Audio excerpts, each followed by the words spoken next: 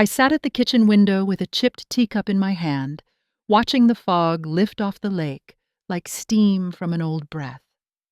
The water was still. Even the loons had gone quiet. It was the kind of morning where you could hear your memories before your own thoughts.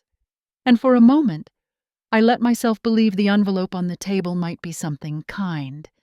Maybe an invitation to lunch. A thank you card. Anything but what it was. My name is Eleanor Hartley. I'm 72 years old, a widow, and I've spent the last 7 years in the house Mark and I built together near the edge of a cold northern lake. We moved here for peace.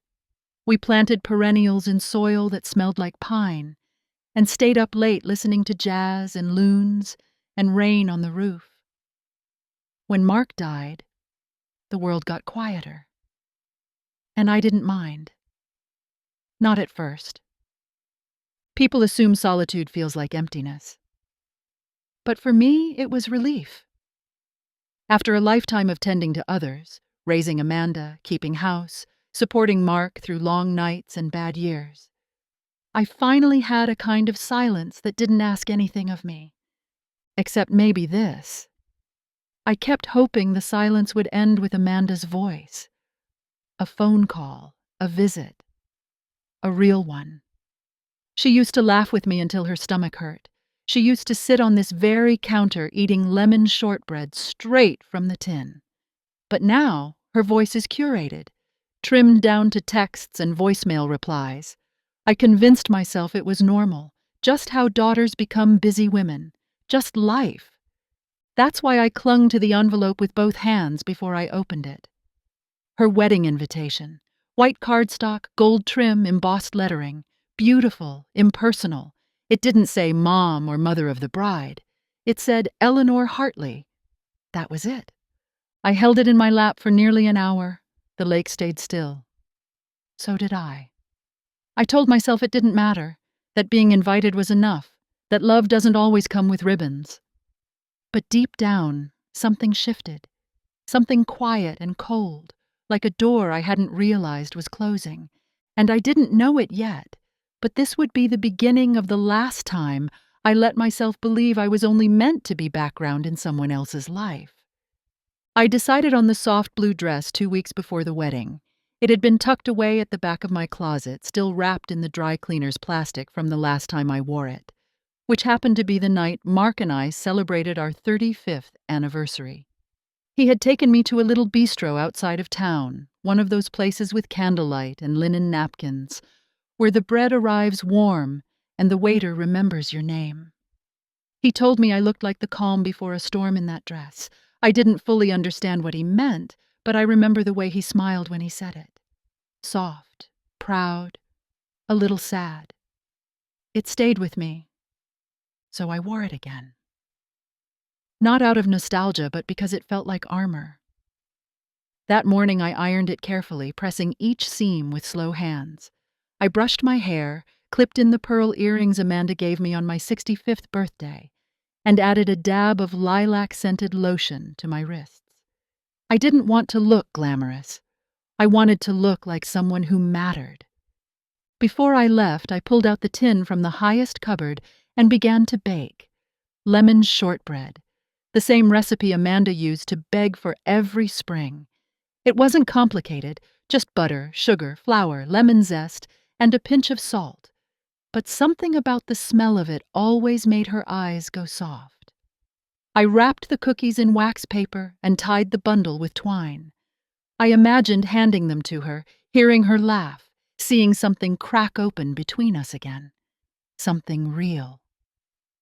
The drive to the venue was quiet. The car hummed as pine trees blurred past my window. My hands stayed steady on the wheel, but I felt something weighty in my chest, a kind of breath that never quite landed. The venue was one of those elegant countryside lodges, all cream-colored siding and fairy lights. I parked in the far lot, as instructed, and followed signs past rows of manicured hydrangeas. Everything looked perfect. Inside, it took only a few moments for me to understand where I stood. My name tag had been printed in a standard font, no title, no mention of who I was. I was seated near the back at a table with distant acquaintances and strangers who recognized Amanda from Instagram, but not from childhood. I smiled politely, folded my hands in my lap, and tried not to notice how far I was from the head table. There were no photographs with the bride, no dance with her new husband, no toast. I watched as Amanda moved through the crowd like someone walking through a curated dream, glowing and polished and utterly unreachable. I sat with the shortbread still in my purse, untouched, growing soft from the warmth of my hands. At some point during the reception, someone mistook me for a distant aunt. I didn't correct them. I just nodded and said I was happy for Amanda. And I was. Or at least I tried to be. But something inside me curled away from the light.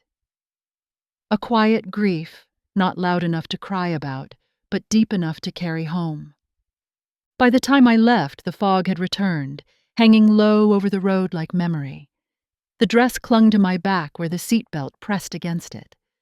I drove slowly, watching the lights fade in the rearview mirror, and told myself this was just a generation gap, nothing more. But I think I already knew better. The room shimmered with warm light and expensive taste. Gold-rimmed plates, crystal glassware, centerpieces of blush roses and white hydrangeas. Everything looked as if it had been lifted from a bridal magazine. I stood near the edge of the entrance, adjusting my shawl, trying to find my place without looking like I didn't belong. A young man with a headset finally guided me to my seat. "You're at table 12, he said, without looking up from his clipboard. Table 12 was pressed against the far wall, next to the exit that led to the kitchen. I sat beside a woman who introduced herself as Colleen. She had flown in from San Diego and worked in tech. She asked how I knew Amanda. I told her I was Amanda's mother. She blinked twice, smiled awkwardly, and went back to sipping her wine. The man across from me talked about real estate. The woman beside him laughed too loudly at a joke I didn't hear. No one asked me anything else. I scanned the room for Amanda. She stood near the head table, radiant in lace, her hair pinned in soft curls. Grant was beside her, arm resting lightly on the small of her back. He whispered something in her ear, and she laughed, tilting her head in that careful way people do when they know they're being watched. Flashbulbs flickered from every angle. Guests gathered around them like planets orbiting a sun. I watched her through the haze of the candlelight, remembering the nights she used to fall asleep on my chest, her small hand curled around my finger like it was the only thing keeping her safe. The photographer came by our table at one point and asked if we wanted a picture. No one moved. I hesitated, thinking maybe Amanda might come over. Maybe we'd take one together, but she never did. I saw her take photos with her college roommates, with Grant's parents, even with a few friends I didn't recognize. But she never looked my way. Not once. Dinner was served, toasts were made, I clapped when appropriate, nodded when someone glanced my way. At one point, I reached into my purse and touched the bundle of lemon shortbread, still tied in twine, still warm from my lap. I thought about slipping it to Amanda between speeches, maybe even writing a little note, but it felt foolish now, like a memory I should have left in the oven. Toward the end of the evening, someone tapped a fork against a glass, and Amanda and Grant stood for their first dance. The room hushed. The song was soft, something modern I didn't recognize. They swayed together, her head on his shoulder. I felt a sudden ache in my throat, the kind that doesn't rise to tears, only sits like a stone. There was no dance for me, no acknowledgement, just music and the soft scrape of forks, and the quiet click of my heart, letting go of something it had been holding far too long. By the time the cake was served, I had already decided I would leave before the final dance. I smiled my goodbyes, collected my shawl, and walked to the car without looking back. 3 days after the wedding, Amanda called. Her voice was breezy, casual in that clipped way she'd learned over the years, as if she were reading from a to-do list she had no intention of feeling. She asked if I wanted to come over for dinner, Just a quiet evening, just the two of us. Grant, she said, would be out with colleagues. There was a pause after that, a space I was meant to fill with enthusiasm. I did my part. I said I'd be there. I arrived with a jar of plum preserves and a fresh loaf of bread, the kind Amanda used to eat with butter and too much cinnamon. I don't know why I brought them. Habit, I suppose. A mother's instinct to show up carrying something soft, something warm. Her townhouse was as polished as her wedding. Clean lines, neutral tones, nothing personal in sight. A single black and white photograph of her and Grant hung near the hallway. No childhood pictures, no family ones. It smelled faintly of lavender and disinfectant. She welcomed me with a smile that didn't quite reach her eyes and poured us each a glass of wine. We sat on the couch, and I noticed there was no dinner on the stove, no scent of garlic or onions or anything familiar. She had arranged a small cheese board, neat rows of crackers and grapes, a wedge of brie. It felt more like a waiting room than a meal. She picked up a folder from the coffee table and placed it gently in her lap. "I wanted to talk to you about something important," she said. And that was when I knew. Not exactly what, but the shape of it, the temperature of it. Amanda didn't fidget or stumble. Her words were smooth, practiced. She said she had been thinking about the future, about safety and security. She said the world was unpredictable and it was wise to prepare. She handed me the folder. Inside was a set of papers, legal language, durable power of attorney. She explained that it was just a precaution, something many families did, that if anything were to happen, it would be easier if decisions were already in place. I listened. I nodded. I felt my fingers curl slightly inward, the way they did when I was cold. She spoke gently, almost tenderly, but there was a current underneath her words. Not quite urgency. Expectation. I realized then that she didn't think I'd resist, that she believed I would sign, that I would hand over my autonomy as easily as I had handed over my time, my energy, my presence. I didn't argue. I didn't raise my voice or ask why. I smiled softly, closed the folder, and told her I would look it over at home.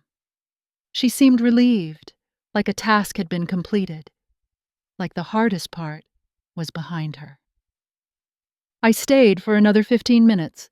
We talked about her honeymoon plans, the weather, nothing of consequence. When I left, I didn't take the preserves back with me. I left them on her counter beside the untouched bread. Driving home, I didn't turn on the radio.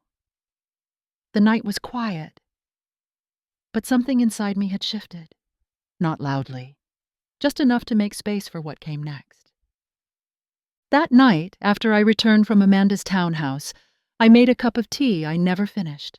The folder sat unopened on the kitchen table, the papers inside still warm from her hands. I watched the steam rise from my cup and disappear into the air, and for some reason it made me think of my breath on the window during winters long gone.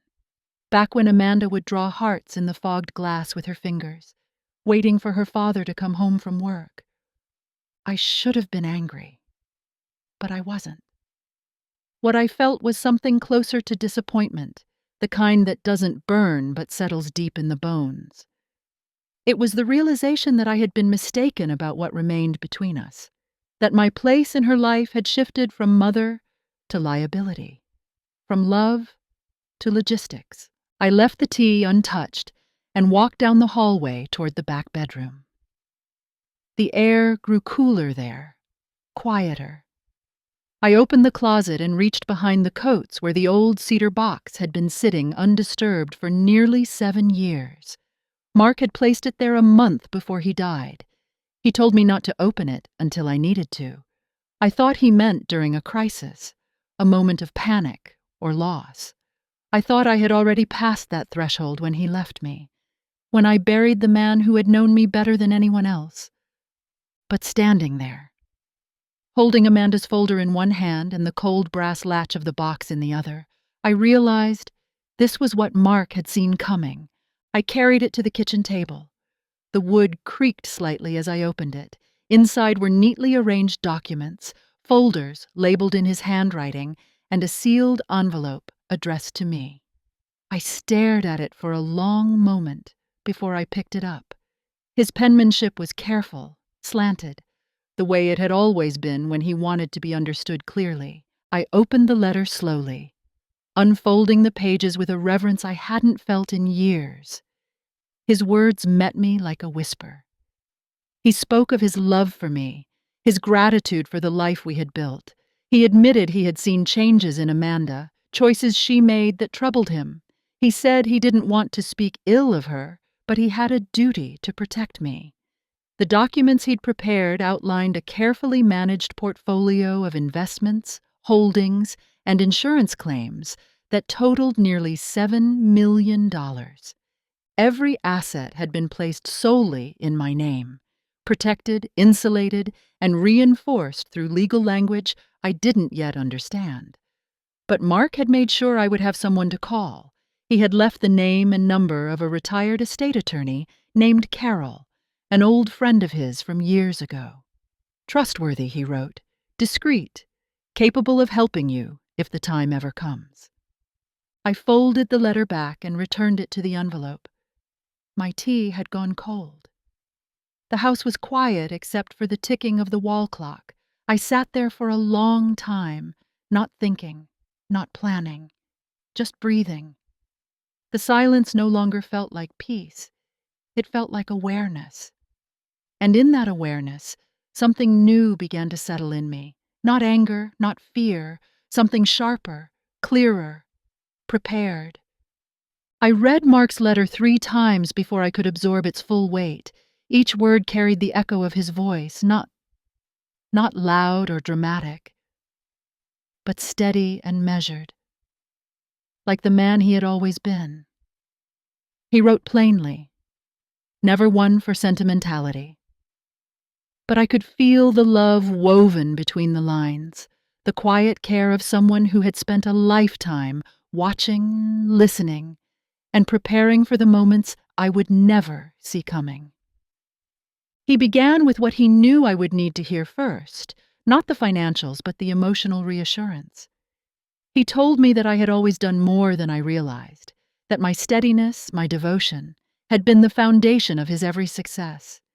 He thanked me for the ordinary things, for the small ways I had loved him, for holding our family together when he was too tired to try.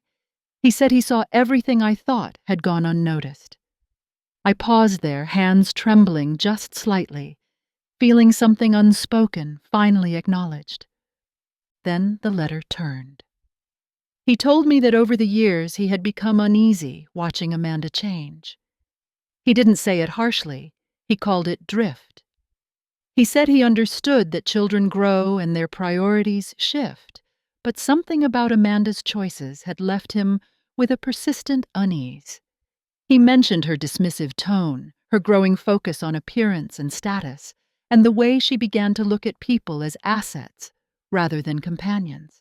He had noticed what I had refused to admit to myself. He said he worried that one day she might try to manage me the way she managed her life, like a transaction. That was when he started taking steps. Quiet ones. Over a period of years, he had worked with advisors to build a protected financial portfolio. The assets were layered under my name alone, hidden behind trusts, legal boundaries, and privacy walls. The accounts were diversified, some in traditional investments, others in more secure holdings. Every piece had been selected with caution and clarity. He left nothing to chance. The paperwork in the box detailed each asset, its purpose and its limitations. But what struck me most wasn't the amount. It was the intention. Mark hadn't done this to make me rich. He had done it to make me untouchable, to give me the one thing no one had ever asked if I needed: control. In the final paragraph, he asked me to contact Carol if I ever felt cornered. He described her as fiercely competent, the kind of woman who had weathered more storms than most men twice her size. He said she owed him a favor, but more than that, she had a heart that understood the quiet ways women are erased. He told me to trust her, but more importantly, to trust myself. When I finished reading, I folded the pages back along the creases he had made and returned them to the envelope. I placed everything back inside the box, each folder in its rightful place, and clicked the lid shut. My hands were no longer shaking. I sat back and looked out the window. The lake was dark now, rippled with wind, and for the first time in a long time, I didn't feel small. I felt anchored, seen, prepared. It took me 2 days to build the courage to call Carol. Her number was written in Mark's script on the back of a business card, the kind with raised letters and a deep blue border. I found it tucked behind the legal documents, placed there with intention. I studied the card like it might change if I stared long enough. I rehearsed what I might say, pacing the kitchen with the phone in my hand, heart tapping a slow rhythm beneath my ribs. When I finally called, her voice answered after 2 rings, low, firm, and unhurried, as if she already knew who I was. I introduced myself, explained that Mark had been my husband, and before I could stumble further, she interrupted gently. "He told me you might call someday," she said. "I was hoping you would." We met at her home office the next morning. It was a modest space attached to a brick house near the edge of town, not far from the old community center. She opened the door wearing slacks and a soft cardigan, her gray hair tied back in a loose bun. Her eyes were sharp, but not unkind. She invited me in without fanfare, handed me a cup of tea without asking how I took it, and sat across from me at a wide oak desk. I laid out the papers, the letter, the trust documents, the portfolios. She read in silence, her brow furrowed not in confusion, but in calculation. Occasionally she made small notes in the margins, or tapped her pen against the side of her mug. After nearly an hour, she looked up. "Well," she said, smoothing the top page with her palm, "your husband was smart, thorough, too. He built this like a fortress." She began explaining things in a way I could understand. She described the layers of protection Mark had built into the trust, the irrevocable clauses, the medical provisions, and the checks and balances that prevented anyone, including Amanda, from accessing or altering a single cent. She talked about living trusts and how they shield assets not just from probate courts, but from manipulation. She told me what Mark had done wasn't just wise, it was rare. But she didn't stop there. Carol asked questions, real ones, about how I was treated, how Amanda had approached me, what kind of pressure I had felt. She didn't prod, didn't pry, but she made space for the answers. I told her everything. About the wedding, the dinner, the folder on my kitchen table. I didn't cry, but I felt the pressure behind my eyes begin to loosen, as if naming what happened gave it less power over me. When we finished, she closed the folder and looked me in the eye. "You're not being selfish," she said. "You're protecting yourself. You are allowed to do that."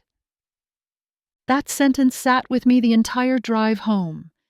It echoed louder than any toast I hadn't received, clearer than any smile Amanda hadn't given. I was allowed to protect myself. I was allowed to say no, not with anger or accusation, just with clarity. And for the first time in years, I believed it. The next few weeks moved quietly but deliberately. Carol and I met 3 more times, each visit steadier than the last. She guided me through the details with a patience that never made me feel ignorant. Her questions were always framed with respect, never assumption. She didn't treat me like a woman to be pitied, but like a client worth protecting. We built the new structure layer by layer. At her recommendation, I created a living trust, separate from what Mark had established, but connected in purpose. Together they formed a wall. We included medical clauses that protected my autonomy, stipulations about guardianship, financial control, and healthcare directives. The trust was revocable, but only by me, and only under specific conditions. Everything had to be documented, witnessed, and notarized. There would be no room for interpretation or polite coercion. Carol explained how easily older women were cornered under the guise of love, how legal vulnerability often hid beneath family dinners and soft voices. She had seen it all before. Daughters who assumed, sons who pushed, spouses who rewrote history in the name of care. She told me that paperwork was not cold. It was protection. It was the language the world understood when kindness failed. Each time I signed a document, I felt a piece of myself return. Not the younger version of me, not the mother or the wife, but something quieter. A woman who no longer needed to be liked to be safe. A woman who no longer mistook silence for peace. At home, I kept the new trust in a fireproof safe under my bed, along with Mark's original documents and his letter. I added my own note to the folder, handwritten, just a few lines in blue ink. It said that these decisions were made in full clarity, without pressure or persuasion. It said, I was not afraid. I wanted whoever found it someday to know that. Amanda called once during that time. She was breezy again, chatting about a wine club she and Grant had joined. She asked how I was doing, whether I'd had a chance to look at the documents she had given me. I told her I was reviewing everything carefully. She said that was wise. Then she said she'd stop by soon. I said she was welcome any time. I hung up and sat by the window, watching the last of the snow melt from the base of the pines. The lake was beginning to thaw, its edges softening. I thought about how ice breaks, not suddenly, but gradually, with subtle groans beneath the surface. By the time it cracks, the shift has already happened. I was not angry with Amanda. Not really. I was awake now. And that was enough. I had put the weight of my future into my own hands, not to punish her, not even to distance myself, just to make sure that the version of me she had imagined, the agreeable, invisible woman, no longer existed. She wouldn't see it yet, but she would. It came as a text this time. Amanda didn't call. Just a simple message that read, "Can you come by this week, just the two of us again? I've been thinking more about what we talked about." I stared at the words for a while before replying. I told her I'd be free Thursday evening. She responded with a thumbs-up emoji and nothing more. On Thursday, I took my time getting ready. I didn't wear the soft blue dress or the shawl she had once complimented. I wore a plain navy blouse, dark slacks, and the pendant Mark gave me for our 20th anniversary. Something quiet, steady, not made for photographs. In my purse, I placed an envelope addressed to Amanda. Inside were copies of the legal documents I had finalized with Carol, the living trust, the medical directive, the irrevocable clauses. It wasn't meant to be a gesture of defiance. It was a line, clearly drawn. The drive to Amanda's townhouse felt different this time. There was no anticipation, no uneasy hopefulness. I wasn't looking to reconnect or explain. I was simply going to tell the truth. When I arrived, she greeted me with her usual polished smile, but it faltered for just a second when she noticed the envelope in my hand. She led me to the same living room, the same neatly arranged cheese board on the table. No dinner, no effort beyond what looked good enough to pass. We sat. She poured wine. Her tone was lighter than last time, more performative. She talked about Grant's promotion, a potential trip to Spain, and finally circled back to the topic she'd been steering toward all along. "I was thinking we could revisit that paperwork, maybe streamline a few things," she said. Her voice was calm, but I saw the tightness in her shoulders. "I think it'd give us both peace of mind." I listened without interrupting. Then I reached into my purse, pulled out the envelope, and handed it to her. "Everything has been arranged," I said. "All my affairs are now protected and managed. You won't need to worry." She opened the envelope slowly, scanning the first page. Her smile slipped, just slightly. She read further, her mouth parting a little before she pressed her lips together again. Her eyes moved quickly, but her hands stayed still. "This is comprehensive," she said after a moment. "Yes," I replied. "It is." She didn't say much after that. She nodded, folded the papers back into the envelope, and placed it beside her glass. The room felt heavier now, not with tension, but with recognition.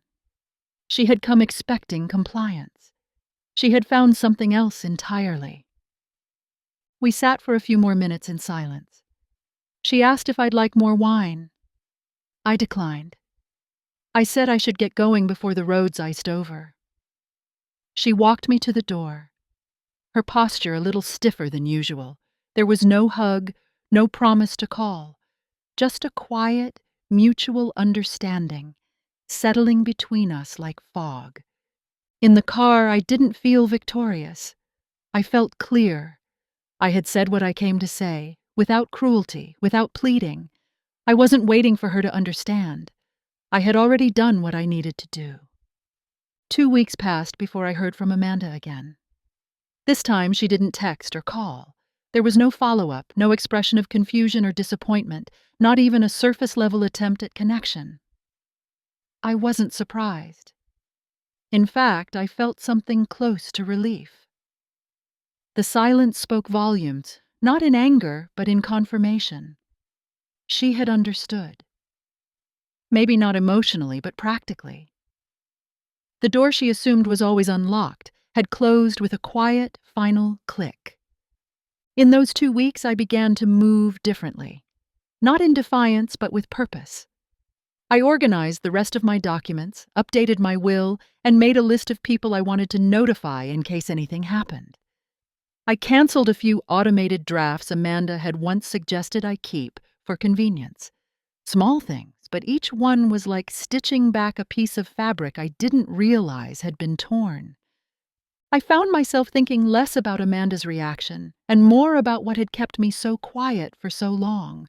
I had told myself it was grace, patience, even love. But in truth, it had been fear. Fear of losing the little I thought I still had with her. Fear of becoming disposable. But now that I had reclaimed my space, I realized something deeper. I hadn't been afraid of losing her. I had been afraid of acknowledging that I already had. It wasn't a single moment that revealed it, but 1,000 small ones. The missed birthdays, the holidays spent with friends instead of family. The conversations that felt more like polite check-ins than any real desire to know me. I had been holding on to the memory of a daughter who no longer existed, or maybe one who had only existed in my imagination. And that, in its own way, was a grief I needed to let settle. When she finally did reach out, it was in the form of an email. Brief. No greeting, no warmth. Just a message asking if I was still holding on to the documents she had initially given me. She said Grant had looked into a few things, and they had found a simpler version online, in case I was feeling overwhelmed.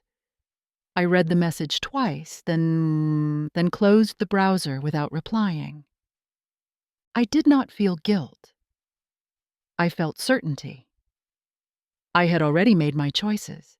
They had been witnessed, notarized, and sealed. But more than that, they had been felt, deeply and calmly, with full awareness.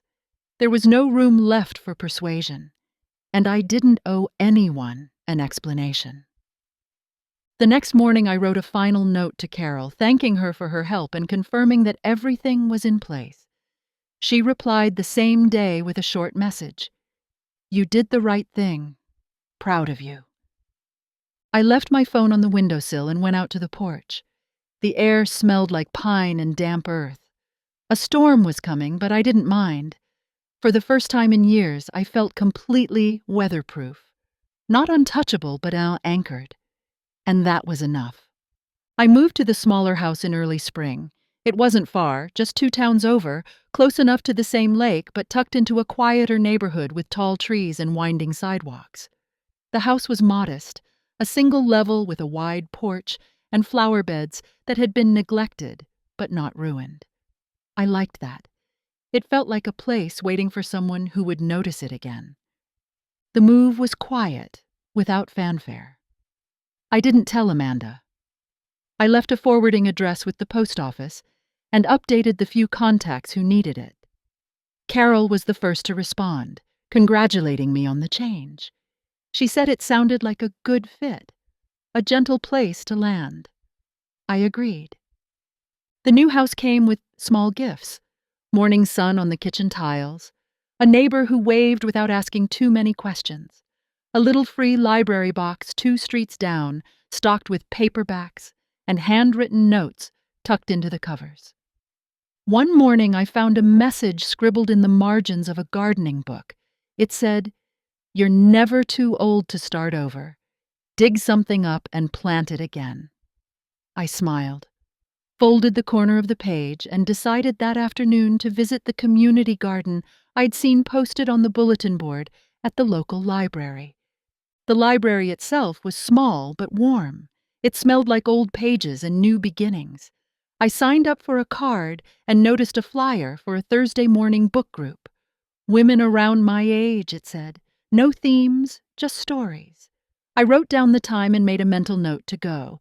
I wasn't looking for company exactly, but something about the space felt like an invitation.